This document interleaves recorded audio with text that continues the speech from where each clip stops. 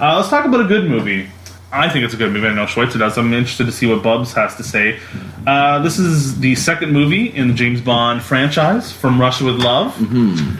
From, what's the year? I didn't write down the... 1963. 1963, so 1 year after Dr. No. So they put this one out pretty quickly. And do you know why they selected this movie? Or why they selected that book of Ian Fleming's? Why did they?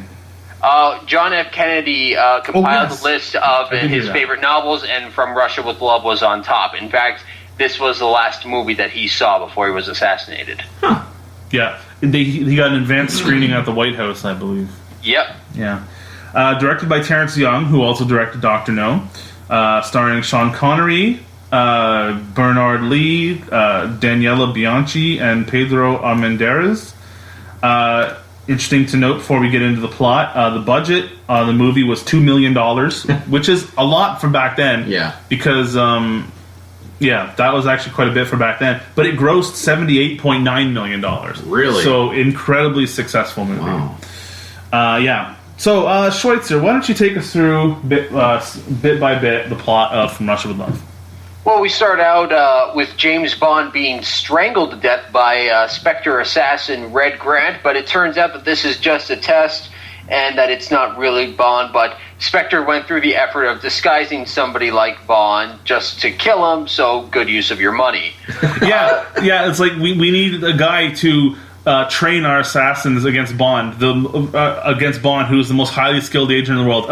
Get Barry. Tell Barry to put on the mask. Yeah, he's a great substitute. Yeah, it sucks. I hate to be on that employment role. I know, right? And it's not even necessary that Grant kills him. No, because he sneaks up behind him and puts the garrote wire on his throat. He could have just stopped there. You didn't have to kill him. And he pretty much knew he was coming, too. Yeah. So it really wasn't that much of a... Yeah, he could have just secured it around his neck and said, that's it, and then the exercise is over. Yeah, well, maybe they wanted to see if he was vicious and lethal, so... Maybe. But this is From Russia with Love actually introduces a lot of the tropes that will be known through the rest of the Bond series, and this is one. This is the first cold open. There wasn't a cold open in Dr. No. But... as we find out when the mask is taken off of the guy, it's not James Bond. So James Bond actually doesn't appear in the cold open, which is interesting. And the song, there was no real theme song for this one. It was just the instrumental that they did. That's something I always forget, because there is a theme song to From Russia with Love. Yeah, they played it near the end. It's by Matt Monro. But I always forget that's not actually during the opening credits. It's kind of a stylized... remix, I guess, of the Bond theme. Yeah, I liked the video montage I did with like the belly dancers and thing like that. It was a cool intro. I thought there was going to be more of a song to it. Yeah, that's a what? Just the theme that they did use at the end. It wouldn't have worked after the tone of that cold open, because yeah, it's more kind of a love song. Yeah, because that instrumental, like, it kind of tells you danger is coming. Yeah, I love that. I love that theme. That dun-dun-dun-dun-dun-dun-dun. Yeah, one of my notes is the opening. I love the opening titles, the belly dancers with the credits projected onto them. That was neat. That's probably one of my favorite openings. I mean, I would be kind of pissed if I was in the movie because it was kind of hard to read them, but maybe. It's interesting to note that it's not Morris Binder who did Dr. No and a lot of the other Bond titles. It was done by Robert Brownjohn, so it's apparently Morris Binder didn't like the opening for From Russia with Love, but he's crazy because I think it's awesome. Yeah. So, Schweitzer, keep going. Well, okay, so we are introduced to Rosa Klebb and Kronstein, and they are discussing with Spectre leader Ernst Stavro Blofeld, who we never see. They are discussing their plan to get revenge on James Bond for the murder of Dr. No, and also to steal a Russian Lecter decoding machine. So this is one of the few James Bond movies that's actually a direct sequel to the previous one. The others being the Casino Royale trilogy. Are technically sequels. Like Casino Royale, Quantum, and Skyfall are direct sequels. But other than that, and From Russia with Love, I don't think they ever did any direct sequels. Did they? Not that I know of. I don't think so. And to be fair, I had not seen Dr. No when I first saw this movie, but you don't really need you don't need to see the first movie to understand what's going on. No. One little thing I noticed is that I said in the Dr. No discussion that I love M's red padded leather door. Number one's office has a blue padded leather door. So I don't know, trying to make it him the opposite of M, maybe, with a little bit of symbolism there. I don't know. I never noticed that. Yeah, I just noticed it this time. So, and this is another trope that the movie sets up is Blofeld's portrayal in this is he's pretty much Dr. Evil. It's where they got Dr. Evil from. The faceless, the villain with the faceless villain. You don't see his face. The way he talks. He's sitting there stroking a cat. Yeah. This movie is where that cliche comes from. And this is the scene where we meet. We skip the chess game, which is I think a cool opening. I love the giant chessboard. Yeah, that was awesome. This is before screens, so they have this giant board that's the size of the wall, and these chess pieces that they have to grab and move to show the crowd. That's so cool. I love Thank God they weren't playing speed chess. Yeah, I love that. And this is where we're introduced to Rosa Klebb, which I love Rosa Klebb. I think she's a great villain. I wish the series had more villains like her. Mm-hmm. She's not a young, attractive femme fatale. She's an old, stone-faced, stern Russian woman. She's pretty much the Cold War stereotype. Well, she's also the character. Austin Powers again ripped her off too. Yeah, that with Frau. Yeah. She's actually threatening. She's a villain that seems like she's a little bit scary. So I love her character. Mm-hmm. In this scene, Tatiana Romanova mentions that Rosa Klebb is an ex-SMERSH operative. This is interesting because SMERSH was essentially the Spectre of the James Bond novels, mm-hmm. right, Schweitzer? That is correct. In the early books, Casino Royale, Live and Let Die, Goldfinger, they all worked for SMERSH, which is Russian intelligence, and an abbreviation of the word Schmiertspionen, which means death to spies. Yeah, okay. And it was changed to Spectre in the movies for some reason. Well, no, it was they changed it for certain books, but Spectre was introduced in Thunderball. Oh, okay. Yeah. But number one is in charge of Spectre. Yes. Yeah. Don't they mention Spectre in this movie? I think they... Don't they? Yeah, they do. Yeah, I thought they did. Oh, yeah, they do. Yeah, they do. You said it was introduced in Thunderball. The novel Thunderball. In the novel Thunderball, okay. Yeah, so that's neat. Okay, keep going. So, we learned that, Klebb is fooling Romanov, who does not know that she is defected to Spectre, and that Romanov thinks that she's simply on a mission to give false information to the enemy by pretending to be in love with James Bond. Mm-hmm. Bond is brought into the office by M, once again leaving poor Sylvia Trench. Yeah, who's a carryover from Dr. No. Mm-hmm. So that was supposed to be a recurring thing for all the movies, that Bond would just have to pull out and go to the office and leave Sylvia. Yeah. And this is interesting. Bond doesn't appear until 18 minutes into the movie. Yeah. There's a lot of movie before we even see James Bond, which is a pretty interesting thing for the movie. Yeah. Well, he's pretty much on screen most of the time after that, and Bond gives him, M gives Bond his assignment. And what's interesting is that, they say, Bond says, I've never heard of Tatiana Romanov, and he says, this has got to be some sort of trap. And M says, obviously it's a trap, mm-hmm. and they're still going to go for it to get this electric decoding device because, it can help them break Russian codes, and the CIA have been after one of them for years. Mm-hmm. So he's going to go to Istanbul, Turkey, and meet up with station head Kerem Bey. Okay. But before that, he gets another trope, and that is the first gadget from Q Branch. Yep.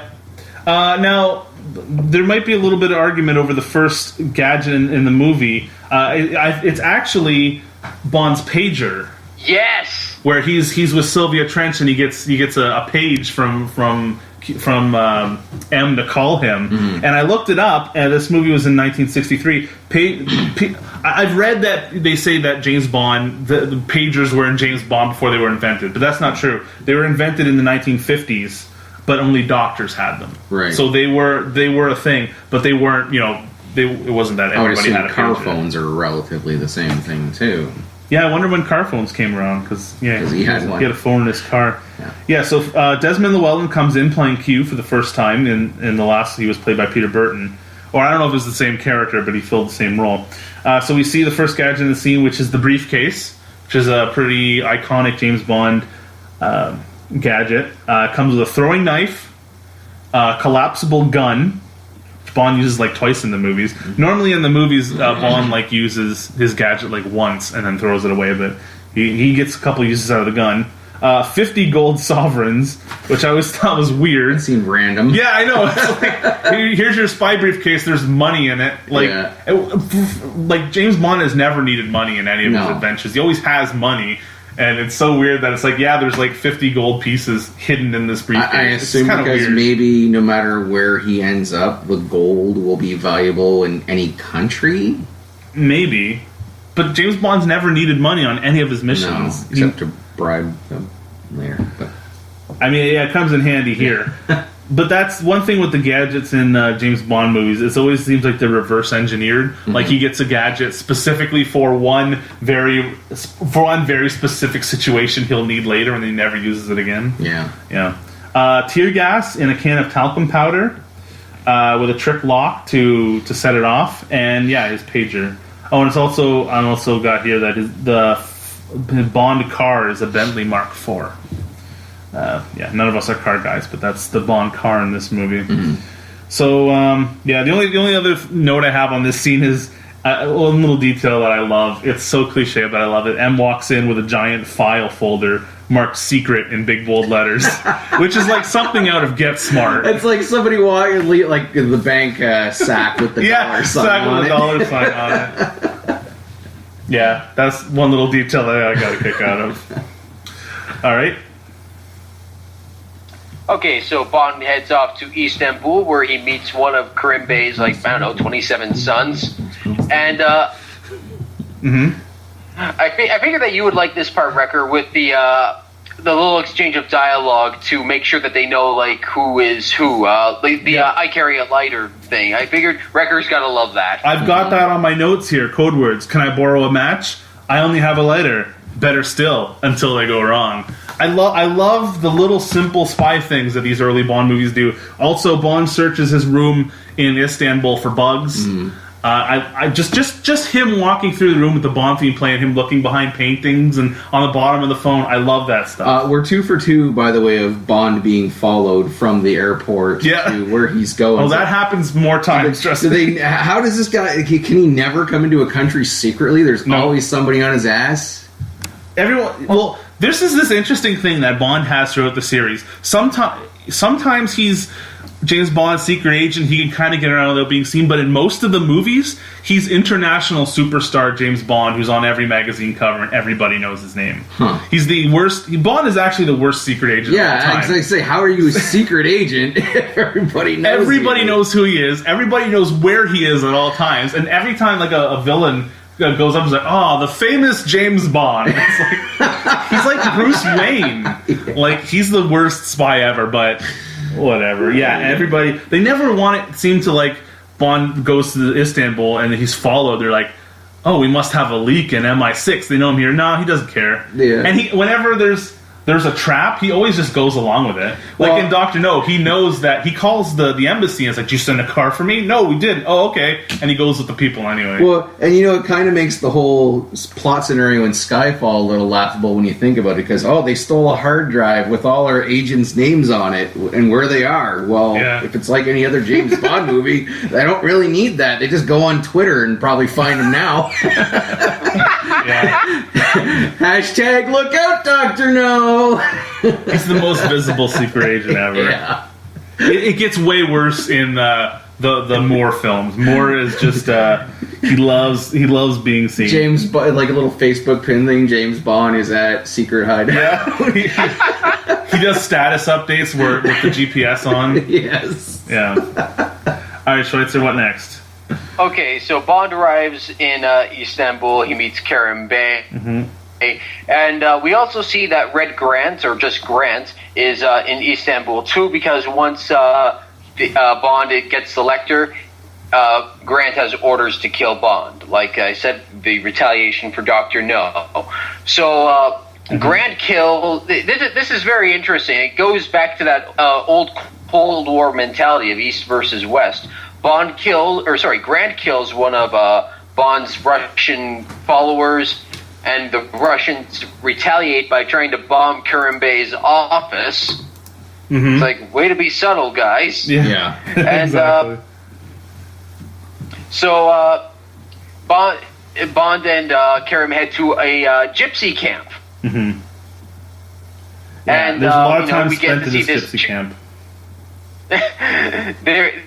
We get to see a catfight over who gets to marry a village elder's son, when all of a sudden the Russians, led by Krylenko, they attack and they try to kill Kerim Bey, and Grant is there too, keeping an eye out for Bond, and saves his life at one point.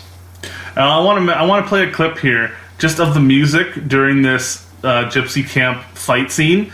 Yes. To me, it sounds like ripped straight out of a Star Trek original series episode. Listen.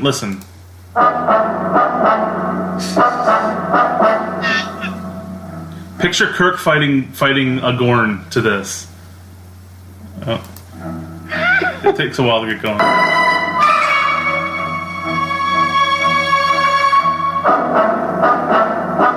Isn't this just Star Trek fight music? Oh yeah. It's so original series.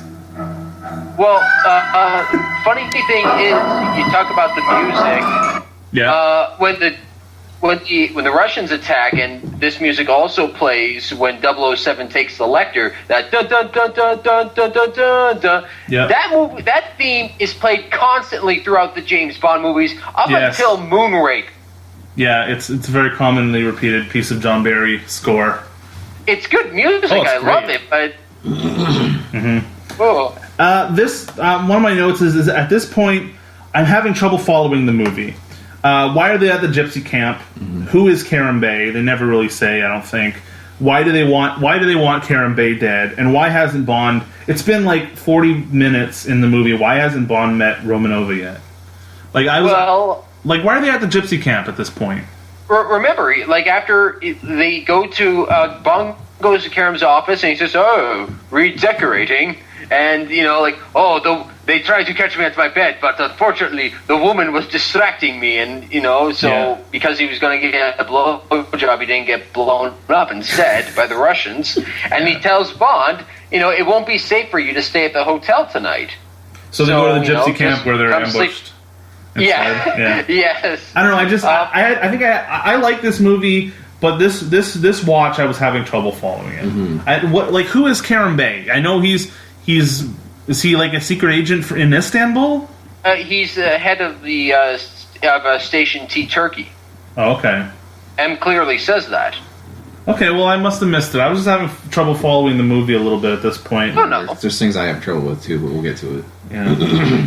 Okay. So eventually, Bond and Kerim kill Krylenko using the sniper rifle. And when Bond goes back to his hotel room, he changed hotel rooms because when he saw that the room was bugged, he complained to the management that the bed was too small. Mm-hmm. Now this so they move him to the privacy. I have this written down as a Bond quip. After when Krylenko is shot, coming out of the mouth of the woman in the movie mural on the wall, it says she should have kept her mouth shut. Yeah. Okay, that's all right. It's an all right one. I like. When we watch these movies, I'm going to keep track of the quips and rate them out of 5. Well, no, it's just like Sean Connery saying that if she should have kept her mouth shut. That wasn't written out of quip. Sean Connery just said that on the set. Shouldn't you just flop? Well, according to him, sometimes they deserve it. Yeah. This is just something I want to mention. Just a general point of the movie. I love the way this movie looks. Some of the scenery is beautiful. James and Romanova on the boat looks amazing. Mm-hmm. I don't know if it's like a temple or they go to this building. It's shortly after the scene. Actually, it's before Krylenko gets killed. They go to like a temple or something that looks really nice. The scene earlier where Karen Bay and Bond are taking that little boat through the sewers. Oh yeah, that looks amazing. Right. Yeah, there's cool. the chess room, M's office. Just the sets and the locations in this movie are amazing. They're so beautiful. Yes, they are. So Bond goes back to his hotel room, only to only to find that Romanov is waiting for him in bed. Slut. And I think James Bond and Tatiana make the first sex tape because behind the mirror are Rosa Klebb and Grant, and they are filming it. Yeah, and that's one thing I was a little bit confused about. It's not even really a big plot point in the movie. I think Grant says it later on that they were making a tape in order to blackmail Romanova later for some reason. Like, why did they do that? Yeah. I think Grant says something about how they wanted to blackmail either. Romanova, but why? I don't get it. Like, they wanted to discredit her for some reason, but like that seems to be like a little plot point that doesn't really go anywhere. Like at the end, the very last scene is Bond, like he's got the reel with the tape on it, right? And he throws it into the river, but that doesn't really mean anything. No, that's kind of a weird thing anyway. And this is a point I want to bring up, and I'm going to sound crazy. It was introduced to me in another James Bond podcast I listened to. A running theme throughout the series, which is the color powder blue. You see it in almost every James Bond movie. It started with Dr. No, where on the beach on Crab Key, Sean Connery's wearing this like powder blue pantsuit thing. Mm-hmm. So I'm going to point out every time I see powder blue in these movies, because it's everywhere. Romanova is wearing a headscarf that's powder blue. I know this is weird, but this is something I've become obsessed with. She also wears a powder blue dress on the train, and during the scene where Grant is on the train and holds up James Bond, there's a shirt hanging on the wall that's powder blue. I wonder if in one of the 80s movies, the band Powder Blue is playing the soundtrack. I think, now I'm pretty sure there's a famous picture of Ian Fleming wearing a powder blue suit. I think it's because of that, but I'm not sure. But I want to point it out every time I see it because I'm now obsessed with it. Okay. During the scene also where Bond and Romanova are in bed, it's probably my favorite line in the movie. I think it's hilarious. They're doing this thing where they're on the phone to M's office, and M and a bunch of other higher ups at MI6 are gathered around, and Bond is kind of interviewing her about the Lecter, and she's kind of like fawning over Bond and saying, "Oh, you know," answering questions, and then saying, "Oh, Bond, you're so beautiful. I love you." And then one of the things she says was James, am I as exciting as all those Western girls? And then James responds with, "Well, once when I was with M in Tokyo, we had an interesting experience." And then M hangs up the phone.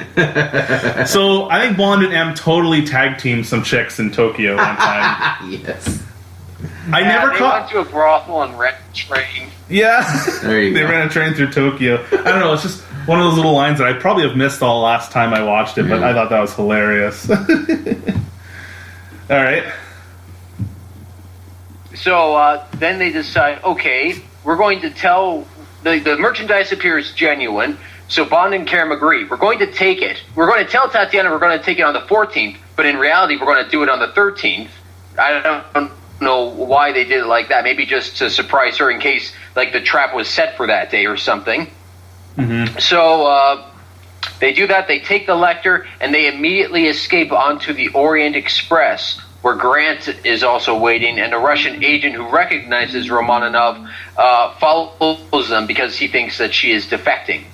And that's what Romanov said that she wanted to do anyway, defect to England and take the Lecter with her. Yeah, because that didn't make sense to me. I mean, Romanov is working for, Russians. Right, she's working for the Russians. For Smersh. Yeah. So the Spectre agent, who Romanov thinks is a Russian agent, tells her to steal this thing from the Russians so she can give it back to the Russians? That didn't make any sense.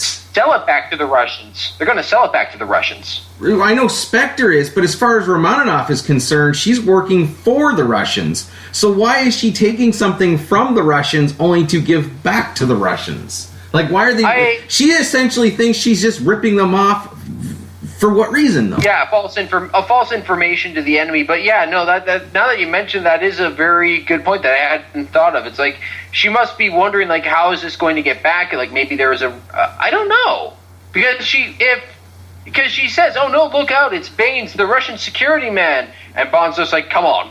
So, yeah, that's a very good point. At this point, they're on the train. I just want to say I love train scenes in old movies. I don't know. I just love the look of old timey train cars. I think it's it's so cool. It provides good drama. And again, that's another thing I like about these movies is the time setting. It just looks so cool. Yeah, definitely. At this point, I want to mention that I don't think Karen Bay is that exciting. I like when James has company, like on missions from other agents, like Felix Leiter or Mathis, but Karen Bay isn't that interesting. Yeah, the villain in this movie I found to be, kind of... I mean, following up Dr. No and then some of the other villains that I know are coming in the series seemed very lame in this movie. The villains are Grant, who's like a glorified henchman, and Kleb, who's not really in the movie a whole lot. Yeah. Like, there isn't really a villain. Right. I mean, I guess the villain behind it all is number one, but you only see him in two scenes. He doesn't really do anything. Yeah, so I don't know. I don't think Karen. I love Kleb as a character, but I don't think there's a great villain in this movie. And Karen Bay, like, he just doesn't like. Felix Leiter has a personality, and I think in Casino Royale, Mathis is pretty fun as well. But Karen Bay's just kind of there. Yeah. He doesn't really do anything. Yeah, that's true. Like, all he does is just talk about his sons like a proud dad, and you're kind of like, oh, shut up. Yeah. And that's kind of my point with a lot of people in this movie is they really don't do anything. Like Romanov, she's I'm probably saying her name wrong again. She's supposed to be one of the top agents, right? Or she's been with them for a long time, so she's probably specially trained to do a lot of things. But she's really just a helpless damsel in distress throughout the whole movie. She does nothing. Well, I think she was more of a technician, wasn't she? Like, working on the Lecter. Yeah, she was. I don't remember what it was, but I always got the impression that she wasn't an agent. She wasn't a, she was just kind of a clerk or like we're in the decoding department. Yeah, I don't think she was really ever meant to be a spy or an agent or anything. Still think if you're going to send somebody to deal with like one of the super spies from the other side, you'd have at least a little bit of field training. But if you remember back to the scene between Rosa Klebb when she's interviewing her at the beginning, she pretty much chooses her because she's a beautiful young woman. Mm-hmm. She just chooses her so that she can seduce James Bond, basically. Mm-hmm. So she wasn't. I don't think she was chosen for any specific skills other than being hot. Because it would have been that, like. Going back to the first movie, the main Bond girl at the end that they encountered on the island, mm-hmm. she could do things. Like she was interesting. She had a little depth to her. This one here, she was the damsel in distress for the whole movie, and I just found her very uninteresting. Yeah. Well, this is a good segue because I have a couple facts about Daniela Bianchi, who plays Romanova. Or Romanov, I don't know. It's spelled Romanova, but they say Romanov. So I don't know. Yeah. That's weird. But anyway, Daniela Bianchi was from Rome. She was dubbed in the movie. This is the second movie in a row where the Bond girl is dubbed. She's dubbed by Barbara Jefford because she has a heavy Italian accent, which is so weird. You'd never see that in a movie these days. A woman hired, but she has an accent, so they have to dub her. They would just hire, like, she's supposed to be a Russian. They would just hire someone with a Russian accent. Yeah. It's weird that they would hire an Italian woman and have her dubbed. Mm-hmm. It was the Cold War, remember? Well, okay, that's actually a really good point. Yeah. Well, maybe she could have faked a Russian accent then. She also starred in the movie Operation Kid Brother or Operation 0007 with Neil Connery, Sean Connery's brother. Which was actually a movie they did on Mystery Science Theater 3000. Wow. It was meant to be kind of a Bond parody. So they got one of the Bond girls to team up with Neil Connery, the famous Neil Connery for that movie.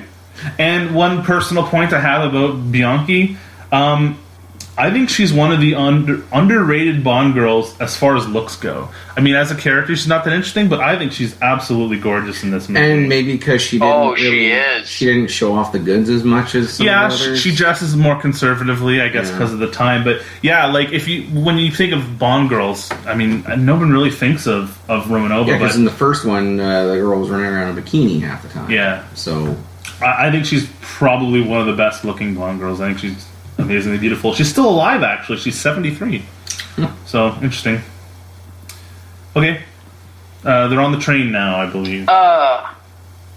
They capture the Russian security agent. Karam's going to keep an eye on him. But while that's happening, Karam and the Russian agent are killed by Grants, and the train conductor somehow believes that they killed each other. But that would be very convenient. It's like, oh no, we strangled each other both at the same time. Yeah.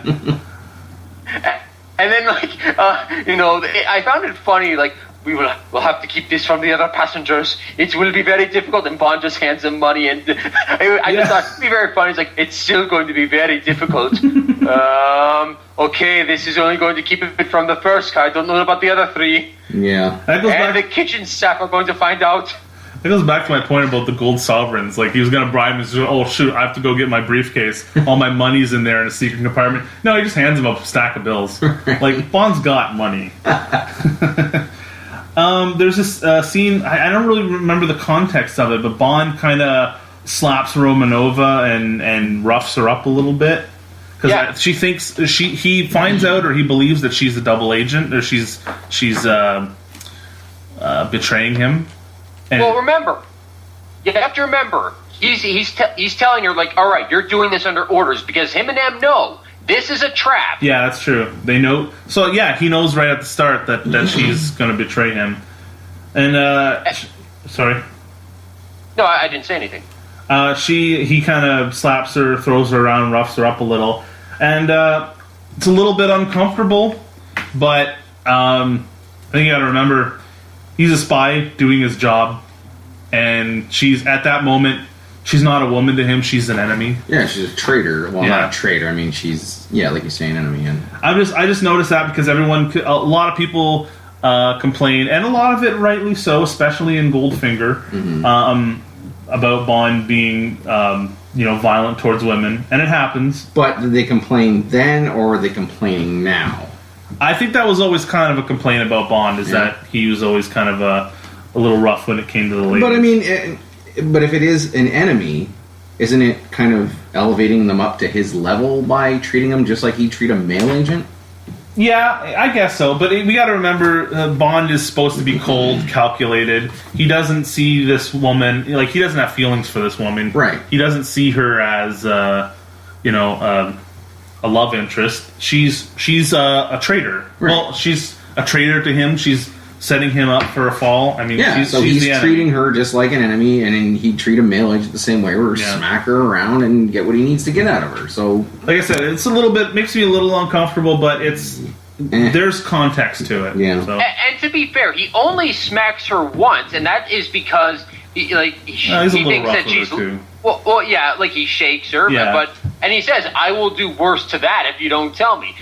And he only smacks her once, but afterwards he does say, "Look, maybe they didn't tell you everything, but you've got to tell me what the hell's going on." And all she just keeps saying is, "I love you." That's a little bit. That also kind of makes it a little uncomfortable. Like he's slapping her and shaking her around. He's like, "I love you, James. I love you." Like that's okay, whatever. James, hits me harder. I like it rough. I deserve it. The safety word is barushka. One little fact before we say goodbye to Karen Bay here. The actor who portrayed him, Pedro Armendariz, was apparently in great pain during the filming of this. He had cancer at the time, but was undiagnosed.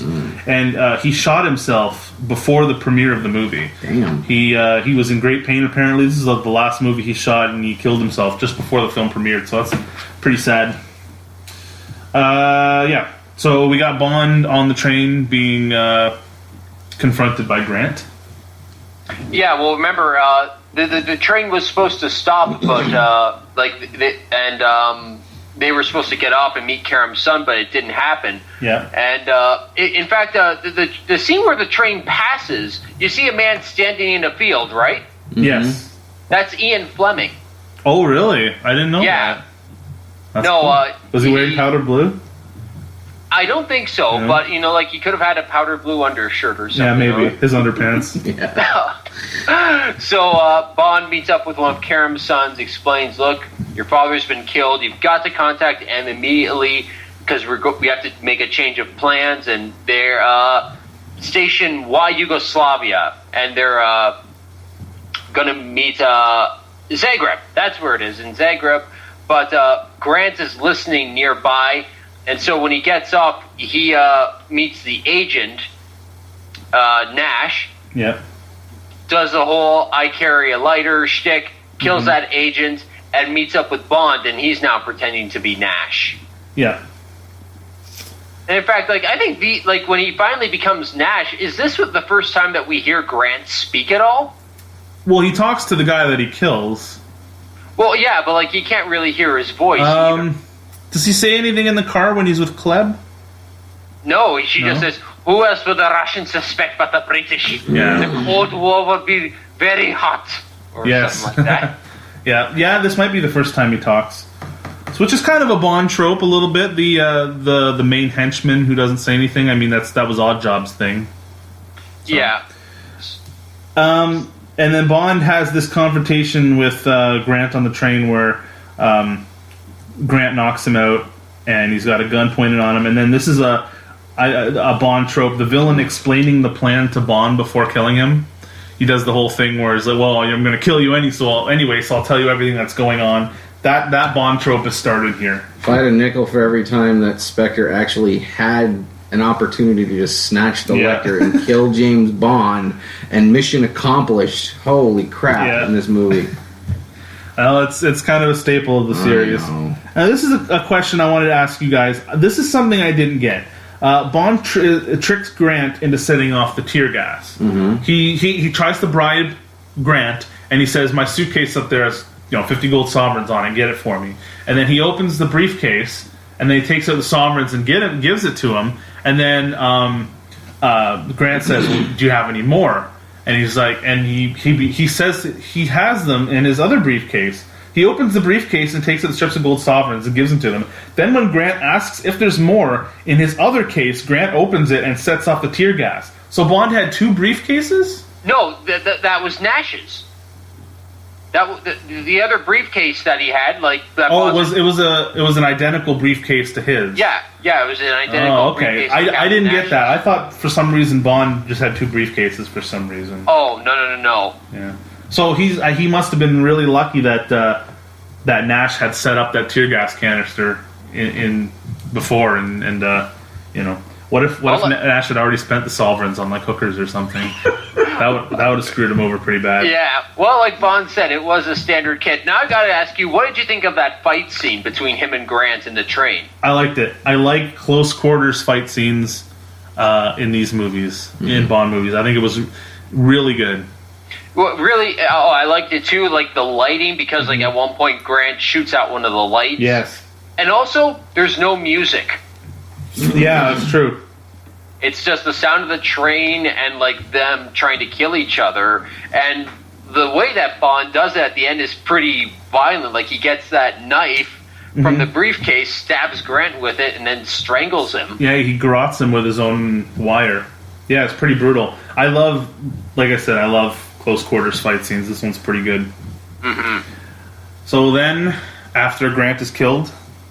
well, they get off the train, and the reason why Tatiana has been so quiet was they went to dinner, and Grant slipped her a roofie. Yeah, Grant drugs her, which Bond sees and doesn't mention. Because he notices later, he's like, "What was that you put in her drink?" He's like, "Well, what if it was poison? You just let her get killed? Yeah. Whatever." Well, remember, and Grant did say, my escape route's only for one person. Yeah. So they meet up with Grant's contact, who conveniently has a pickup truck, and the back is full of flowers for Tatiana to sleep in. Yeah, that was a little weird. But then afterwards we get to one of the better action scenes, and that is the helicopter chase between Bond and the Spectre agents while Bond's on foot. See, I didn't really like this scene that much. I didn't think there was a lot of action to it. It's just it's very repetitive to me. The helicopter comes in, kind of goes low, and Bond like leaps out of the way, and then the helicopter turns around and comes back, and then Bond leaps out of the way again, and it just does that like 3 or 4 times. Kind of a shitty helicopter pilot. He couldn't do that thing steady for no reason. Yeah. I kept expecting to see Julie Andrews come over one of the hills, just spinning around and then get blown up by a grenade or something. Yeah. No, I didn't find this that exciting. I don't know. I thought it was a little bit boring. I liked Bond shooting the guy out of the helicopter with the rifle, I guess, but the crash wasn't great. They show the thing crashing on fire in the air. It's probably a model, and then they cut away, and then they show it just on fire on the ground. Kind of lame. And then Bond after that makes this is a Bond quip I wrote. He looks at the helicopter after it explodes and says, "I'd say one of their aircraft is missing." I didn't That's get a 1 out of 5. Like, that's not even a joke. Yeah. That's just literally stating something that happened. Really lame. That's lame. Why not something like, "Oh, and it looked like such a nice day for a flight." That would have even been better. This is just their aircraft's missing. Yeah, that's it's literally what shooting just happened. somebody Thanks, and buddy. saying, "Aha, you're dead." It seems their helicopter has come aflame. Yeah. Okay, and now they're in a boat for some reason, right? Yeah, they are in a boat, but this is when I thought that was going to be the end of the movie because that's a Bond thing too, right? They end in a boat. Yeah, they often end in a boat or in a dinghy or on a piece of wreckage or something. Well, first we go back to Spectre, where we find out that someone has to pay the price for failure because Kronstein, it was his plan. But Rosa Kleb's freaking out because, except for one thing, they were dealing with Bond. Yeah. And I just thought, well, wait a minute. You're saying this now, but before you were so confident, and now you're just like, what the fuck? Yeah. And this is another. And she had a chance to kill Bond easily. Another gadget is introduced in this scene: the boot with the knife in it. Yeah. Which makes a pretty cringeworthy appearance in Die Another Day. Which I like to forget about, but so do we all. We'll get there. That's I don't know. There's not really a point of the knife boot in that scene. They could have just stabbed him or whatever. Yeah, could have been 100 ways or a trapdoor or something. Yeah. Although it is cool when they stab him and he dies of the poison, and number 1 says 12 seconds. We must find a better, a quicker acting venom. Yes, it's a good line. I like how he calls it venom. Yeah, so then we get to the boat chase, which is okay. I mean, Bond uses some barrels of fuel to more or less blow up all the other boats. There's a lot of boats, speedboats have a bunch of barrels of fuel on them. Wrecker, the guy with the megaphone who was on those boats is actually General Gogol in the Bond movies. Oh, really? Oh, cool. I didn't know that. The only note I have for this scene is that Bond's little Navy captain's hat is very cute. It's got a little anchor on it. Yeah. I don't know where he got that hat, but maybe it was in the boat. I'm a seaman, baby. Well, he is a naval commander, so it must be on him at all times. We just don't see it. It's in his back pocket. It's like foldable. It's in his wallet. I don't know. I just like his little anchor hat. Yeah. Okay, so they get to Venice, and just when it looks like they're finally in the clear, in walks Rosa Klebb dressed as a maid trying to steal the Lecter, but Bond's like, "Oh no, I will take that myself." And then she's just like, "You know what? Fuck it. I'm going to shoot you myself." Yeah. And a small skirmish breaks out while he holds her back with a chair and she tries to kick him. And Tatiana's just on the ground waving the gun around and like, "Oh, who do I shoot? Who do I shoot?" And then she shoots Klebb, and we get another quip from Bond. She's had her kicks. Yeah, that's a 2. Yeah, true. Now this is interesting. First of all, I really like this scene. I love the desperation of it. She's so afraid of number 1. She doesn't want to fail. She's like, so she like her plan is like out of a Bugs Bunny cartoon. She puts on a maid's outfit and goes to his hotel room and is just going to shoot him. Like, screw the freaking plan, I'm just going to shoot him. Yeah. I love that. I love the desperation of it. It wasn't even that at first. She was just going to, like, take it and walk out. Yeah. Oh, yeah. I have this as a note, too. She takes his gun, she holds him up, she takes his gun and throws it in the corner, like 4 feet away from Bond, and then slowly backs out the door. Like, what's she going to do, run? He's just going to grab the gun and shoot her. Well, she thinks that Tatiana's still listening to her, too. Yeah. Like, she hasn't figured out that she might be a double agent or betrayed her by now. Why doesn't she keep the gun? She literally throws it 4 feet away from Bond and then slowly leaves the room. Like, I like her character, but for a Spectre agent, she's pretty lame. Yeah, she's had her kicks. She's pretty lame. This brings us to the end of the movie. It ends on a boat, like 90% of James Bond movies do. Yeah. I compiled the list. Bond throws the sex tape plot that goes nowhere into the water. Yeah. And then we finally hear the beautiful Matt Monro song from Russia With Love, which I really like. And that's the end of the movie. I guess Bond gets the Lecter. I guess it's. Do you even see the Lecter? I don't remember seeing it. You see it very briefly. Are you talking about at the end, or just at the end? In the hotel room, but like on the boat. No. But yeah, ends on a boat, and that's it. There you go. What are your thoughts on the movie, Bubs? Well, I already said I thought the villain was weak. I thought the Bond girl was kind of weak. She was good looking, but she didn't really add much to the story or anything. Honestly, I didn't like this one all that much. I mean, I think I like Dr. No better. I liked the fact that like all the Bond tropes you were talking about, I liked all those being in there, and so it was a great introduction to all that stuff. But I just thought Dr. No was much more interesting. This used to be my 5th favorite Bond movie. I used to really like this movie. I don't know, maybe it's just the fact that now I'm taking notes on the movies and looking at it with more of a scrutinous eye, but I didn't like it this time as much as I used to. I don't know why. I just found it a little bit hard to follow. Yeah, it was kind of confusing in a lot of places. Yeah, I don't know if I would say it's boring, but it's not very action. There's not a lot of action to it. Like you said, there's no great villain. I still like it, but I don't love it. Yeah. Andrew? This is still my favorite Bond movie of all time. It was the first Sean Connery movie I saw, and I just loved it. I loved the Cold War atmosphere of the Russians versus the British, and, like, each trying to outmaneuver each other. I was very much... like, this was kind of the film that solidified my love for James Bond. This is before James Bond sort of turned into action schlock, and it's still kind of a simple...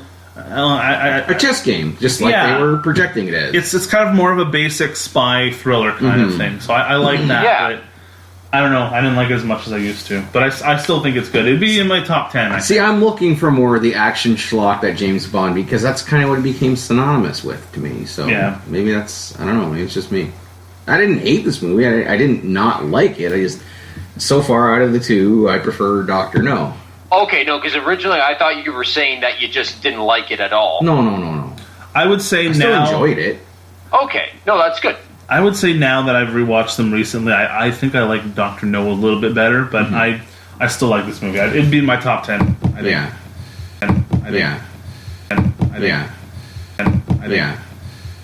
Yeah.